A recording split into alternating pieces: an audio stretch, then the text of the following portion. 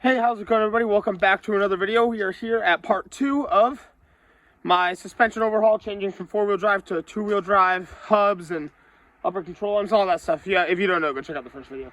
But I'm going to show you guys what we've done so far. So, since the last time I had the camera rolling, I'll probably throw it in this video. We get the studs out of here. So, I don't think we need anything off of this, so we're going to try to remove these bolts so we can carry them over to the 2-wheel drive hub. So I'm happy I didn't take these off yet, actually. I'm going to apply both calipers back up on here real quick and have someone hold the brake, because if I try to put something in here, it just spins.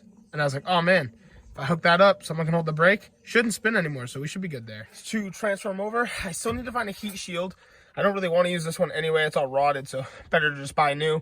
And I've removed on both sides our lower ball joint nut. So kind of hype about that right now. What we really got to do now is just remove this piece right here, this bolt holding in the upper control arm, and pull our shock down and just take it out of place. So it's gonna look pretty bare without all this here.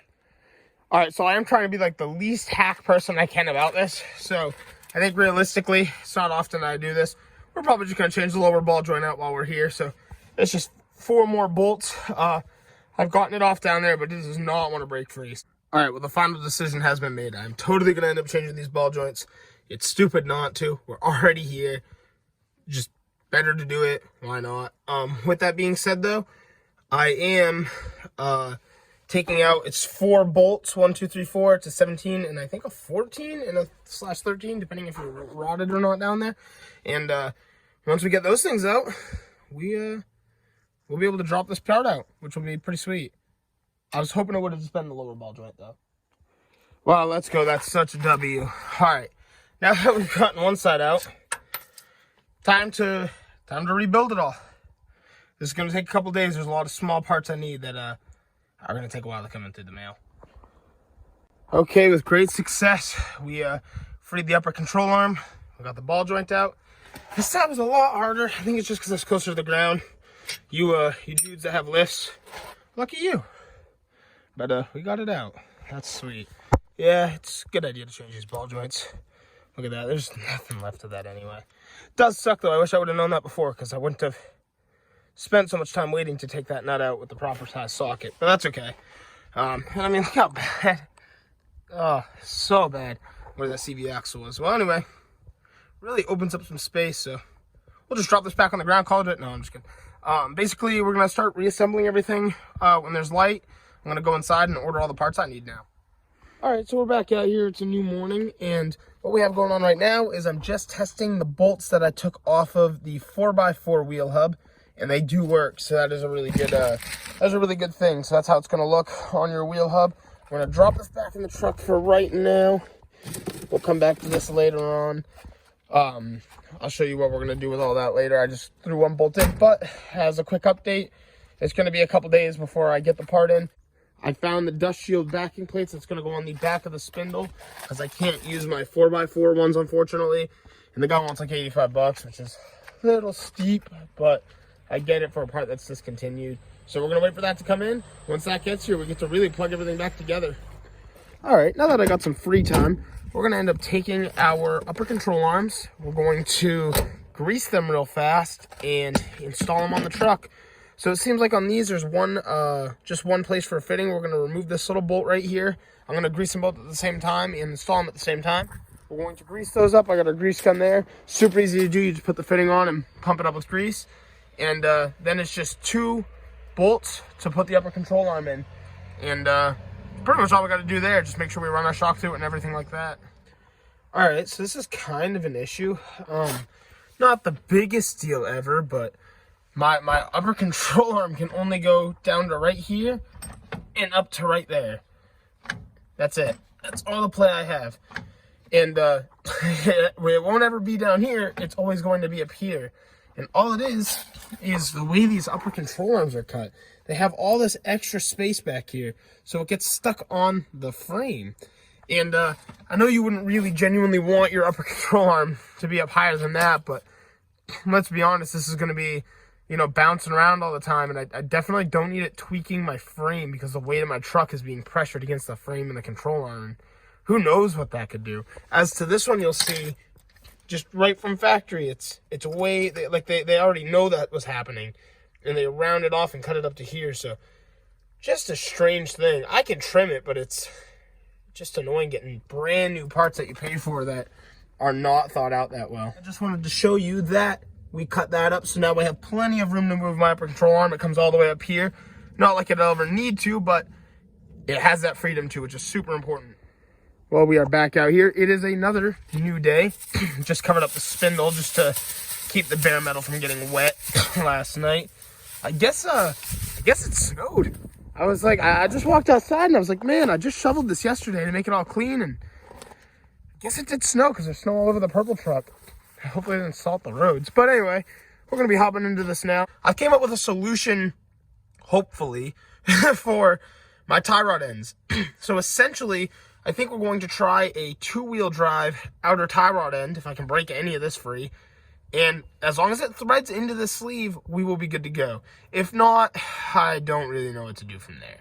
That'll be a little more depressing. But we'll figure it out. We're pretty good at that kind of stuff.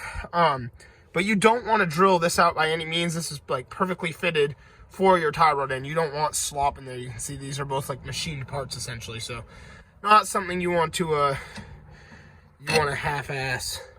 But it's unfortunate that doesn't fit directly in there. But that's okay. And even then, worst comes to worst, maybe I could even get it machined to be perfect if that doesn't work. So we'll figure something out. It's not the end of the world there.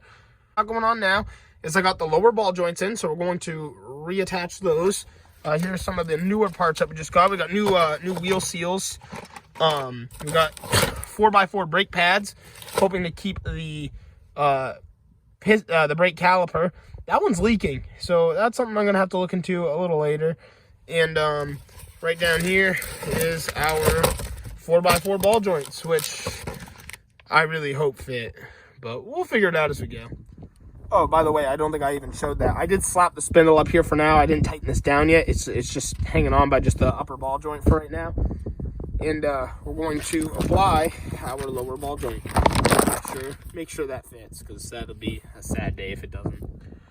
Okay, something else went right on this project. The lower ball joint fits. So there's 4 holes on the lower ball joint, and we have to line them up just like that. And I gotta pull the lower control arm up. I need to support it on something to get it a little more straight to fit our spindle, but we're gonna make it work. I'm gonna start tightening down those bolts.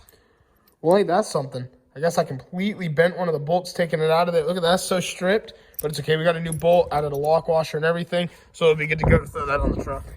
So right over here, we have this piece. Basically, I'll probably take the bolt from that, slide into here, and basically it's supposed to stop you from turning too far. But as you can see, we're really not getting much of a right turn right now because we're bashing it way too early. So I'm actually just gonna trim it right there. And this sits so low that it'll have enough space to hit the bottom. So I'm gonna trim that off on both sides and get rid of this thing finally. It's just the leftover from the sway bar like that. Doesn't need to be here anymore. Also really quick, I just wanted to add in that I did come out here and cut this, and now our spindle has way more room to go in, and that's a good turning degree right there. So very happy with that. All right, guys, so we're in the garage now, and we're gonna take apart these wheel hubs, service them, and get them ready to go back onto the truck. So right now we just have the bare 2-wheel drive wheel hub. This is the front side, and this is the back. So there's only a seal on the back, I'm pretty sure. So we have our 2 seals that we're gonna replace right in here. Very easy, they just snap right on, honestly. I'm gonna be very gentle doing this, just in case a part doesn't work. I'll just reuse it, but not recommended to use the wheel bearings. I don't know how many miles this truck that these came off of had.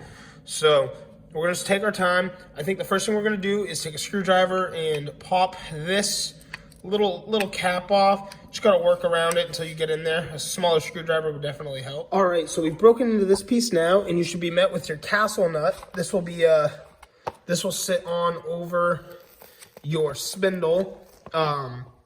So basically how this goes is you have your bearing. Look, it pops right out. That's actually a very clean bearing, but it's okay, we're gonna replace it anyway.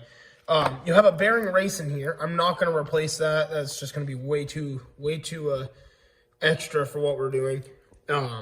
So basically you have this washer. We're going to apply our bearing. we're going to put this washer in. It's got a notch. It'll fit on the spindle just right.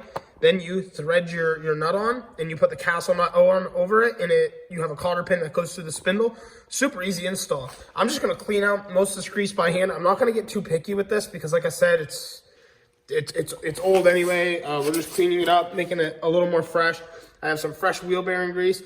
We're going to pack the bearing with grease, my new one, drop it in, and we're going to remove the wheel seal on the back, pull the other bearing out, and just like I said, repack our bearings, fill this with some grease. It's okay to get a little heavy with the grease, and apply it to the new spindle. So I just wanted to service this while I had some time.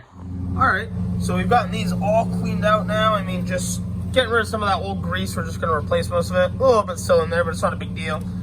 So what I'm going to do is I'm going to pack all of that real well on the inside, just fill it with grease, and then basically to pack a bearing is you would take your bearing, you'd fill your hand with grease, and you just keep pushing your hand and turning the bearing and just keep going. Don't be shy with the grease. Get it all full of grease, and then we'll rest it back in place.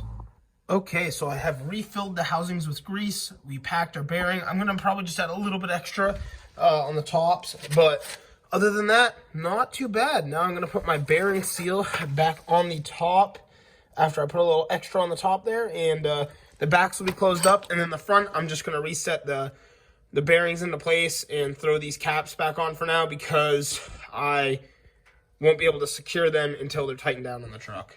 All right, so far, so good. I'm gonna pack a little extra grease into the tops of these, like this one has none right now. We'll drop the bearings in a little later. We'll clean these up and add a little grease in the bearing cap, all that fun stuff. But right now, I'm more worried about getting the spindle all taken care of so we can set all this in place. One thing I do got to do, we'll come back out and do in a little bit, is just add the brake rotors at the bottom of this, clean up all the grease so we don't get grease on a rotor, but that's about it. That's a pretty easy job. So another quick thing I can do right now is I'm going to take the brake rotors and go install them on the back of the wheel hub.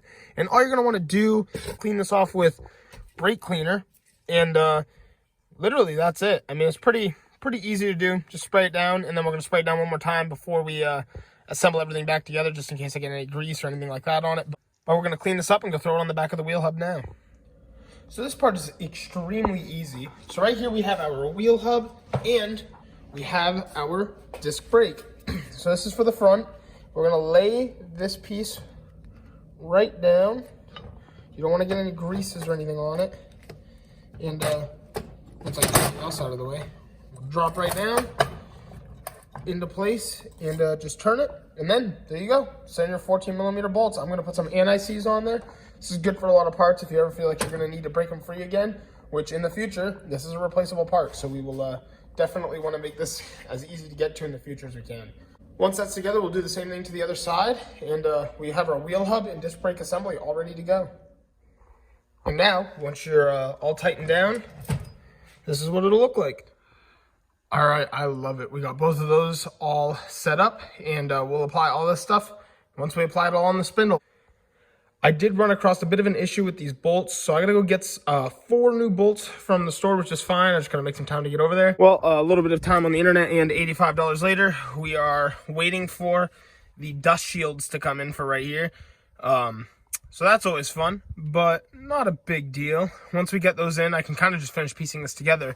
And one thing I'm going to be doing right now is, since our ball joint does not fit properly in this hole, only the threads do, the actual part that's tapered does not fit in it. So we ordered some 2-wheel drive outer tie rods and 4-wheel drive inner and a 2-wheel drive sleeve. So hoping I can make all that work very safely. And once we figure out a tie rod situation, the rest is going pretty smoothly. I haven't even held that up to this to see if it would fit on this at all. So I'm going to do that right now.